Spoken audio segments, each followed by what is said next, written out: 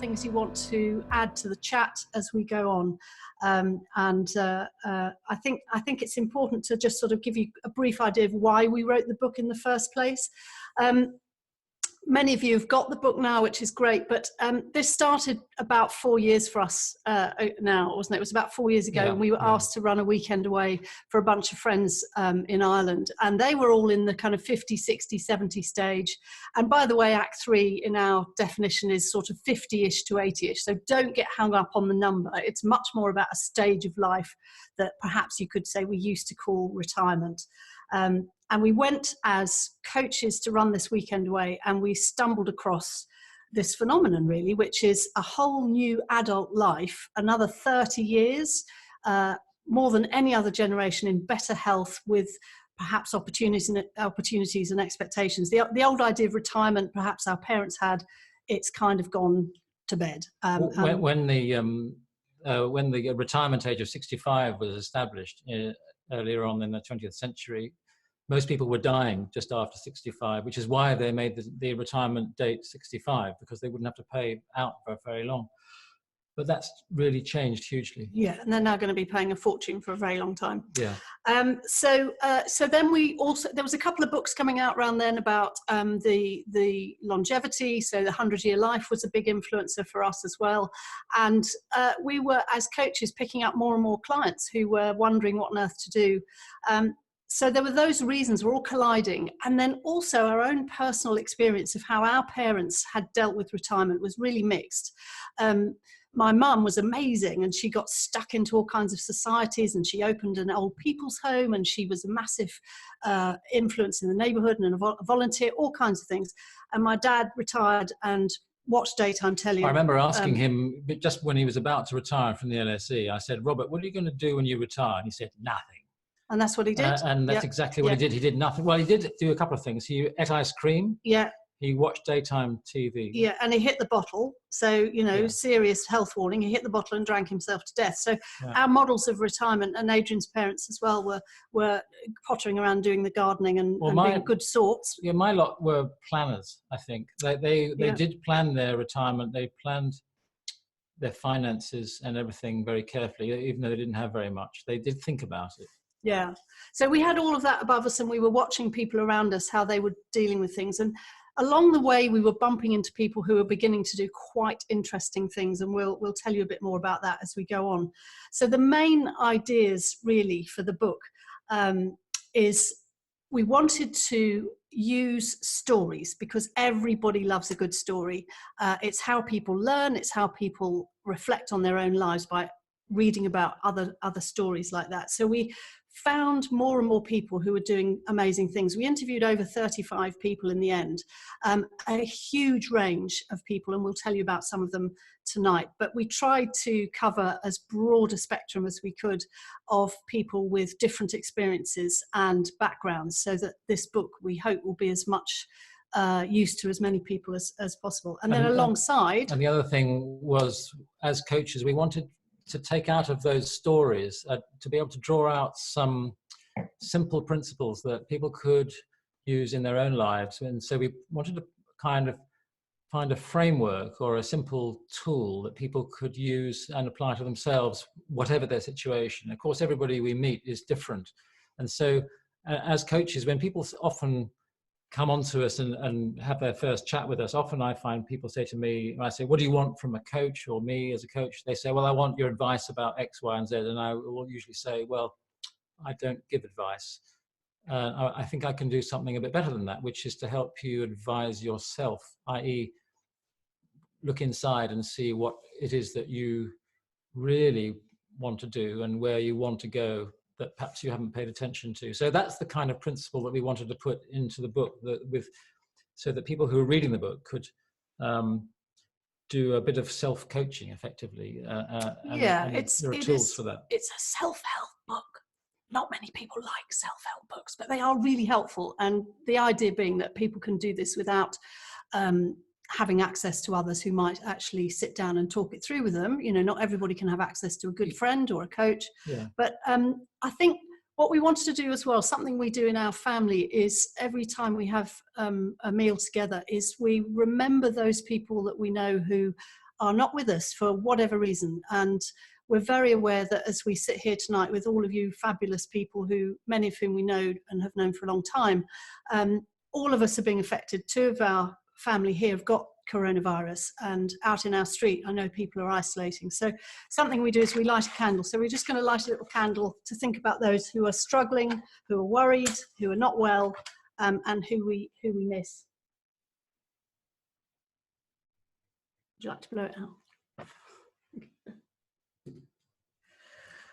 Okay, so you'll hear more about the why and the wow and the how and all of that as we go on tonight. But Reith Roberts, who's a long-standing friend of ours, she wrote a fantastic poem that we've used in the book on pro-aging. So we're going to hand over to Reith now to read her poem. Thanks, Reith.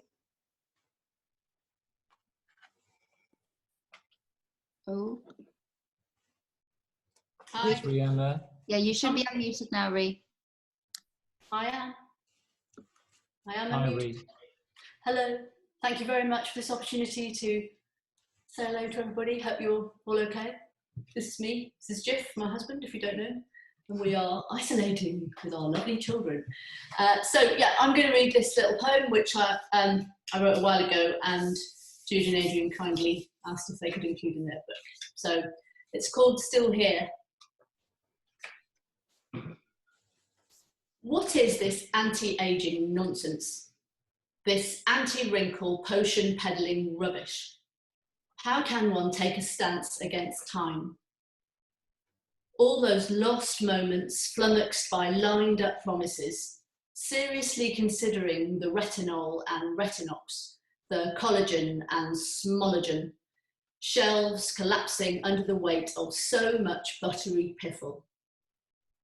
Let those words spin free to be themselves again.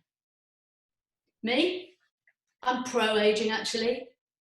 Glad to be here, still around, crinkling my eyes at his daft stories.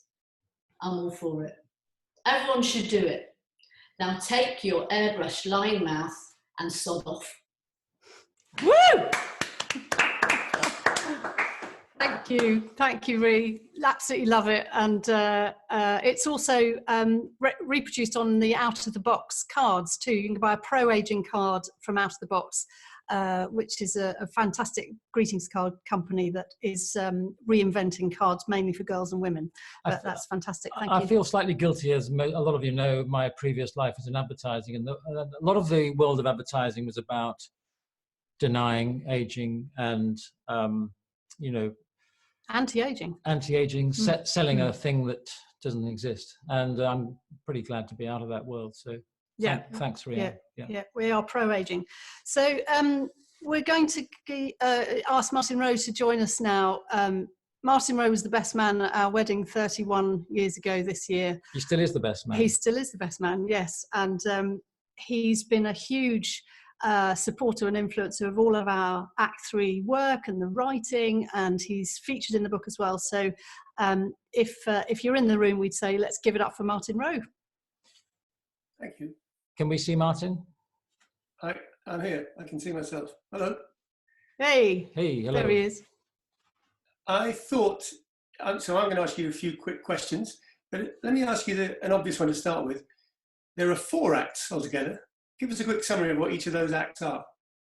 Well, the first act is the obvious one, which is when you're young and you're born, you're growing up, and you become independent in some way of your parents. So again, as Judy said earlier, it's different times for different people, different ages. But when you become independent of your parents, I think is Act 1. It's roughly the first 20 years. Act 2. Yeah, and then Act 2 is really those years when you're away from mum and dad, probably, perhaps not these days, but that's another thing, and between roughly 20 and late 40s, 50. So when you're really busy, you're kind of going at it on the career coalface, you're maybe having a family, and you are in full flight mode. So those are really, really busy years in Act 2. A lot of people are making their careers and making headway, if they can, in their lives. Yeah. So Act 3 kicks in as those days begin to wane. So for those of us who have had children, it would be when you realise the kids have gone or are definitely on the way out the door. And for those who haven't had children, it would be that you're beginning to think, what am I actually going to do about retirement?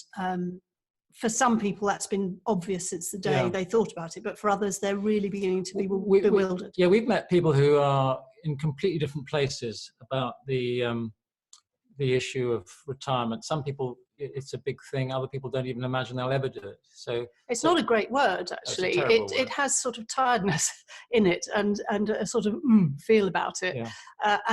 And for many of us sort of baby boomers, if you like, the image is dressing gown, slippers, pipes, and sort of slumping around watching TV and maybe or playing golf. And maybe that was appropriate in our grandparents' generation. But then what we now think of is, what was it?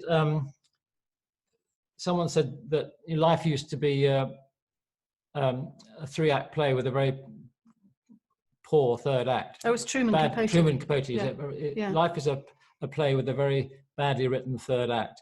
And actually, what was a 3-act play has become a 4-act play. And so we've got this extra bonus chapter act in our lives because of the longevity thing and because of health.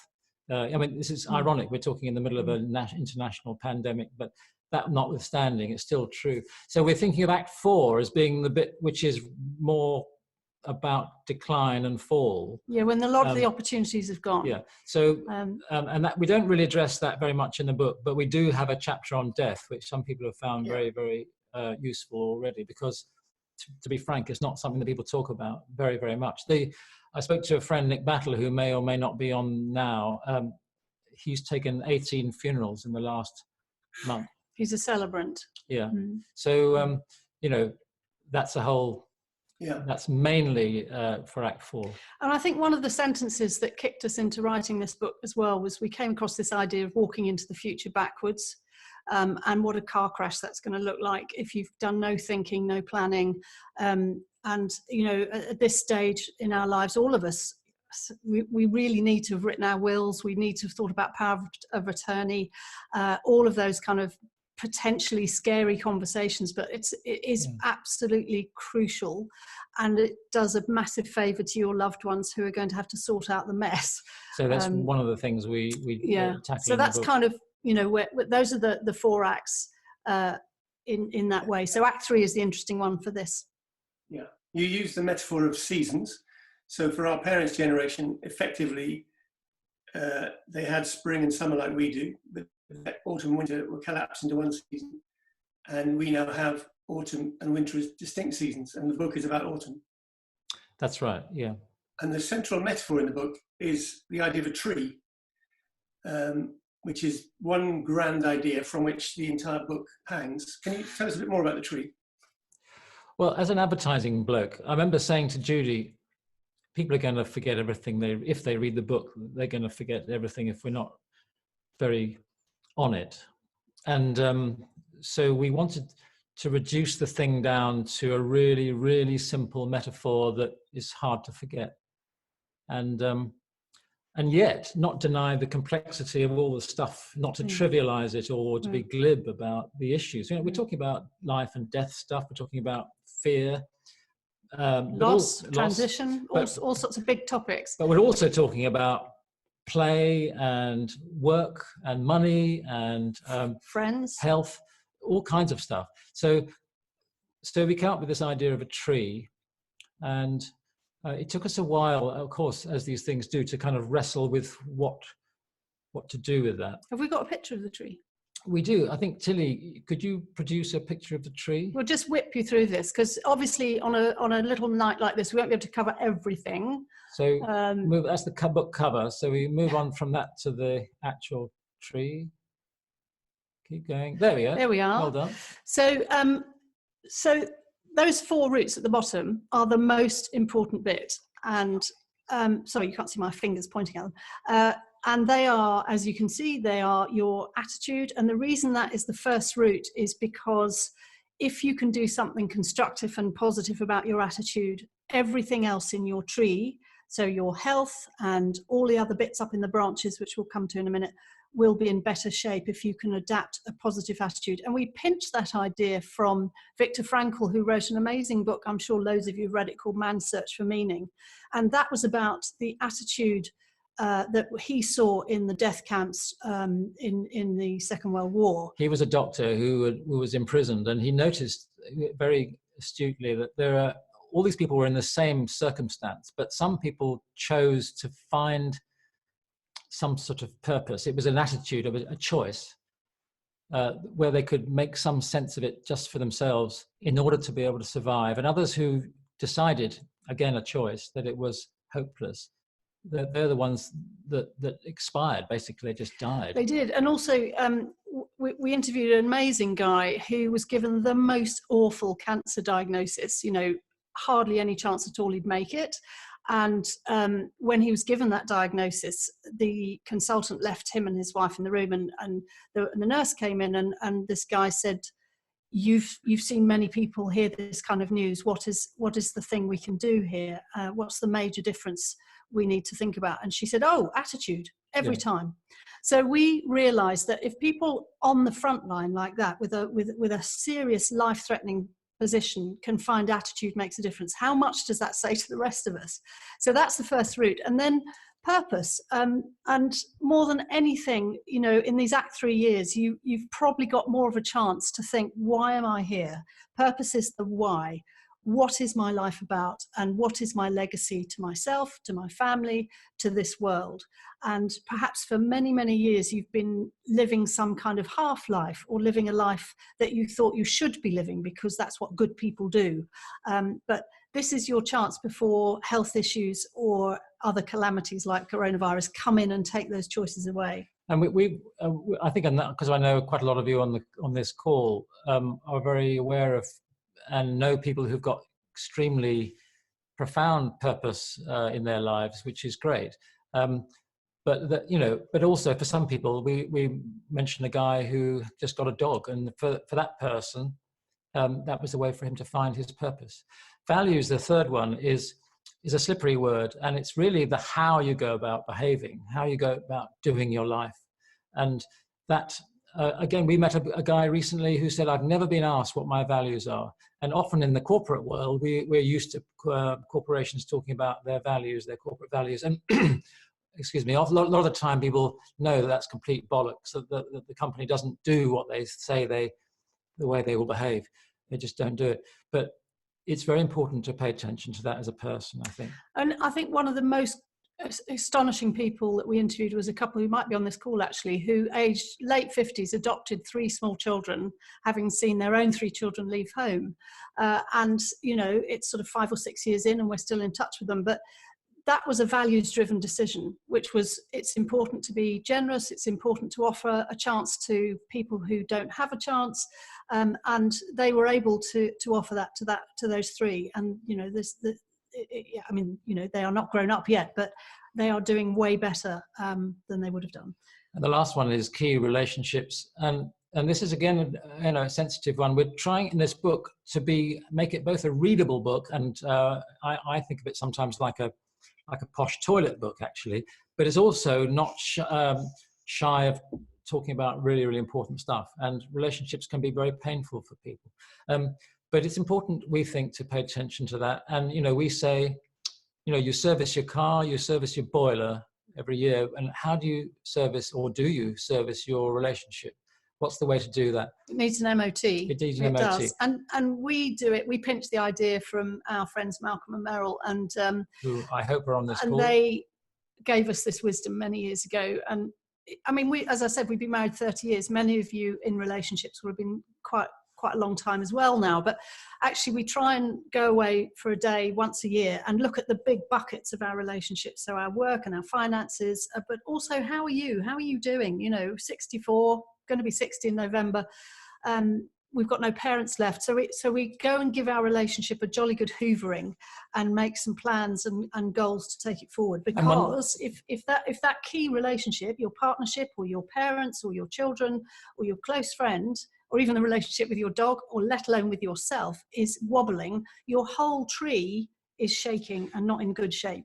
I think we've got a pretty good relationship, but we decided this last year to get a therapist to help us just chat through some of the kind of low-level bullshit stuff that we wanted to discuss in our relationship in order to basically put our money where our mouth is. And we do that a lot with couples. You know, we've had a lot of Act 3 couples who've come to us. We've got more in the diary now with the book coming out, who are coming to talk to us about how to do this kind of big audit on where are we going as a couple. And with this tree, we use that to, if we go back, Tilly, to the image of the whole tree, thanks.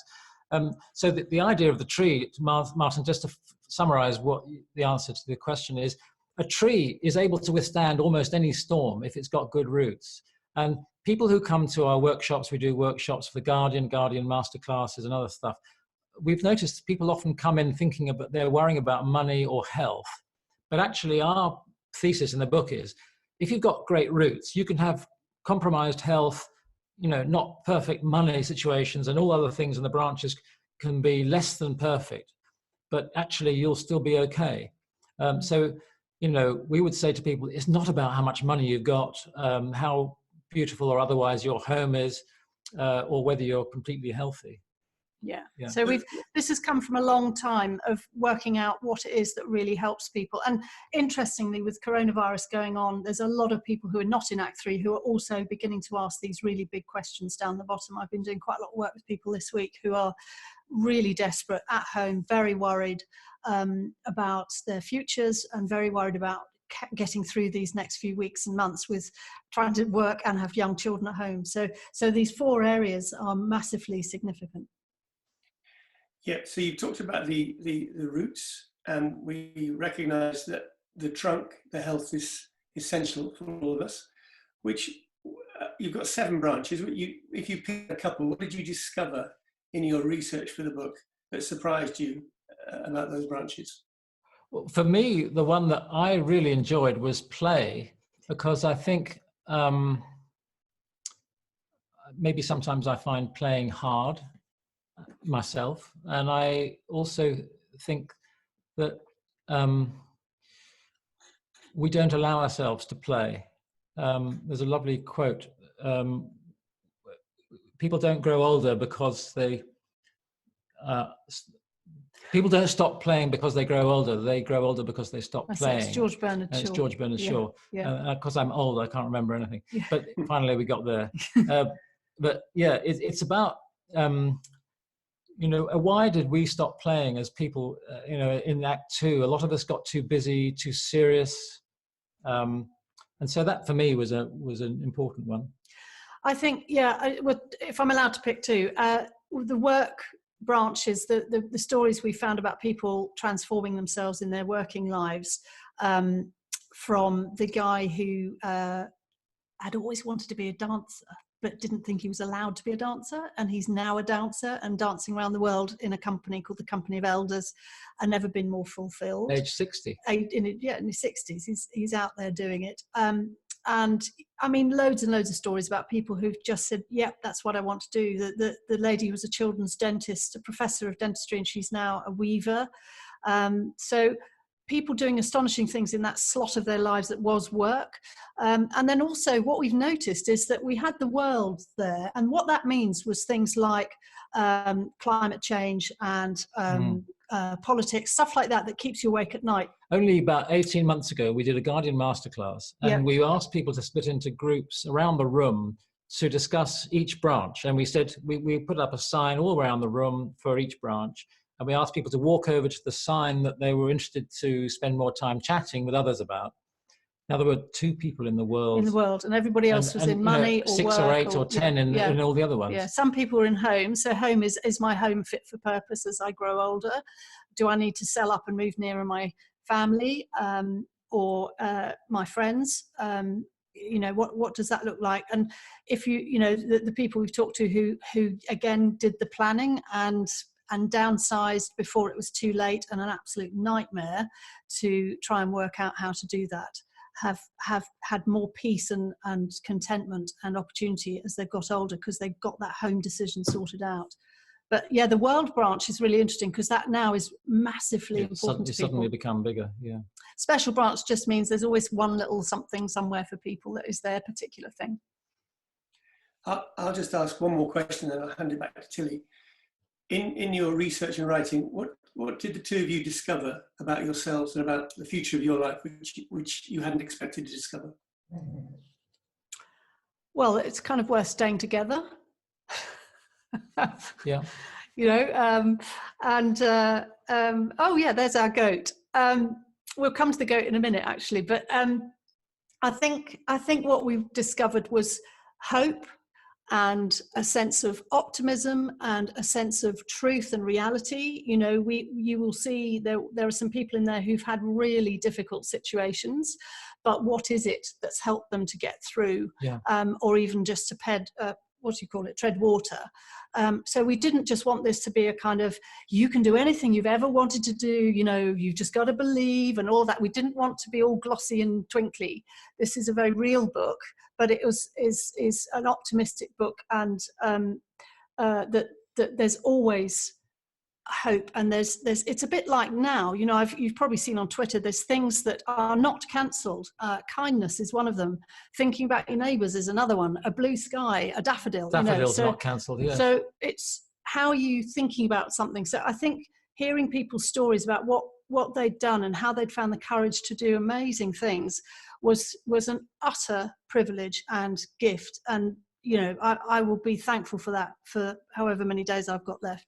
And the thing that for me, that stuff included,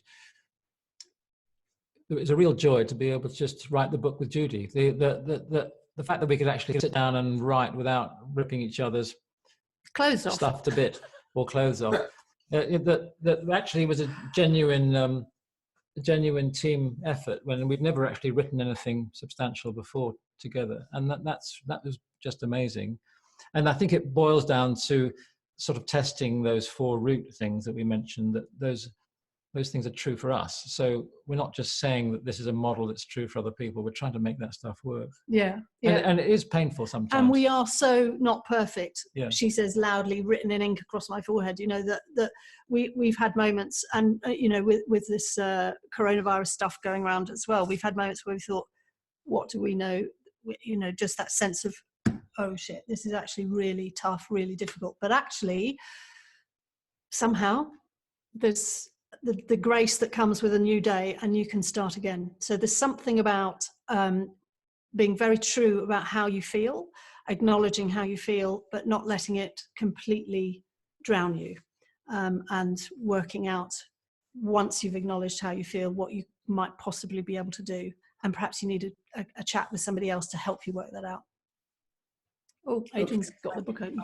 I would just say that I really appreciate the book because it gives you a chance to think about your life intentionally.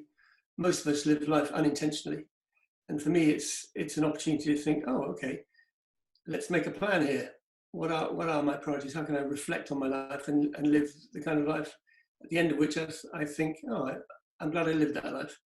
Thank you very much. Julie.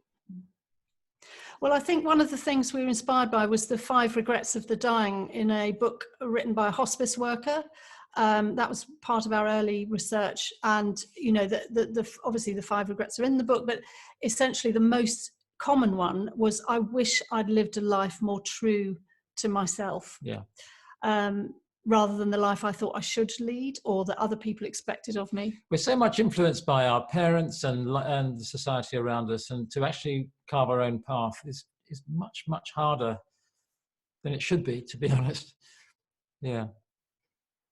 So I think some people as well, they might have a big health scare, or they might, you know, all of us have been in the situation where somebody dear to us has died too soon. And those kinds of things can be big motivators as well to reinvent yourself and to think, okay, what if it was me? What would I want my last 6 months to look like? So those kind of things can motivate people. They feel like I guess it's a carrot stick thing, isn't it? It's some people are really inspired by making great plans. Some people hate the idea of planning, but they kind of think, well, maybe I better do something because I don't want to leave it too late. We had someone come and chat with us, and she said, I just don't want to talk about or think about death. Yeah. And I understand that. Yeah. whereas other people can't stop thinking about it for some reason. I wanted to wrap this section up with reading a poem by Steve Turner, who kindly has given this to us for the book. Steve is a guy, I used to be a flatmate of mine a couple of lifetimes ago. Some of you will know him. And it's called I Want to Hold Your Hand. When sex gets too tricky, when our words sound too bland, let's do something simple. Put your hand in my hand. When truths lie unspoken, yet we both understand, move close on the sofa. Put your hand in my hand. When darkness surrounds us and the nightmares expand, roll over to my side. Put your hand in my hand. When I start to shuffle, when my strength sifts like sand, walk closely beside me. Put your hand in my hand. When my breathing gets shallow, when I make my last stand, pull up to my bedside. Put your hand in my hand.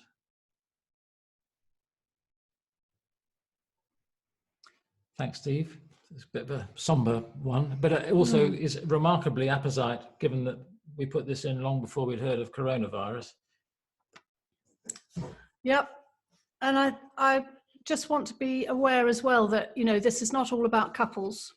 There are people in all sorts of family shapes and living alone, many people living alone. I was talking to one of my oldest friends last night who's doing just that, and how a situation that we're in at the moment can really underline that sense of being on your own. So, you know, we would encourage you to say hello to that, but also who is in your circle of friends or people is there only one person maybe you feel you could just be yourself with, or have a chat to be real with them, because yeah, it's tough and it's hard for any of us, and you know, particularly if you're on your own. Yeah. And you know, this has been exacerbated, hasn't it, by this recent isolation that we're all experiencing right now. I mean, we had no idea we were going to be launching our book today here in our own house, imprisoned with our lovely children and dog, and because we were going to be doing it at Waterstones in Islington, and then next couple of weeks' time we're going to be at the Cambridge Literary Festival with Kathy, kindly invited us to be there, and that's not happening. And so the reality that I think of as a storm which has attacked the tree that we described earlier, and so even more important to pay attention to those roots. So are we going to now invite people to so we chip in? How should we do